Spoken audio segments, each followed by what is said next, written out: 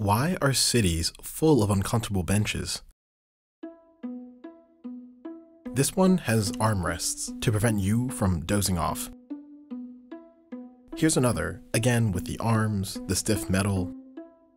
And this one, it's brand new. The MTA in New York City began installing them as a part of a subway enhancement plan. And they don't call it a bench. They prefer the term leaning bars. So what if I told you it was designed with discomfort in mind? New York City is filled with some of the most innovative architecture and urban planning in the world. Today, nearly every kind of public space here has been developed with close attention to detail. So these benches are no mistake. They're designed to allow you to sit, but not get too cozy, and that's intentional. The concept stems from a school of thought that goes by many names, but today we'll use defensive design. Defensive design is about moderating behavior.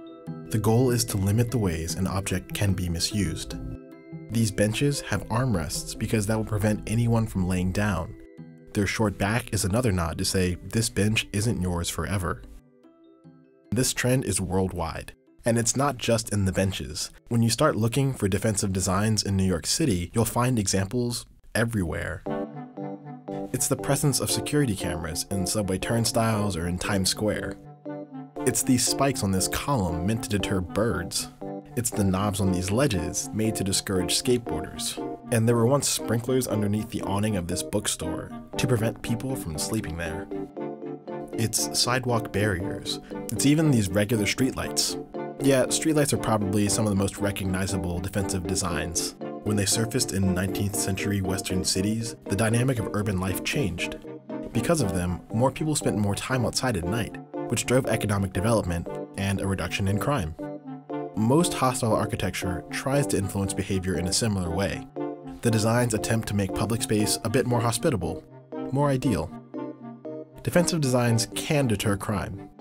It can prevent the destruction of public property, and it can prevent loitering. But there is a reason why defensive design is characterized as hostile.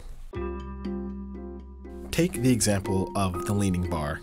Disability advocates have a problem with that appearing in the MTA. One advocate pointed out that people who travel who have disabilities or just get tired sometimes need a bench to sit on, and not a wall to lean against. And while no one likes an uncomfortable bench, these additions mean something more for people who are experiencing homelessness.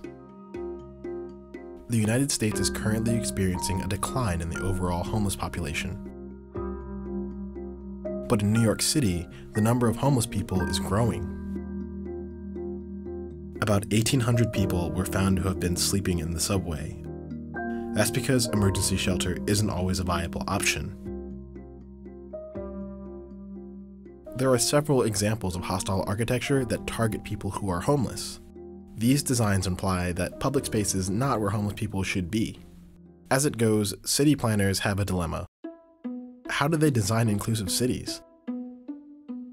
As for the Enhanced Subway Initiative, the MTA's mock designs highlight new USB ports and electronic signage in stations. But you won't find any press materials highlighting this uncomfortable bench. Excuse me, the leaning bar. That's because it makes for an uncomfortable discussion about who we design public space for, and who gets left out.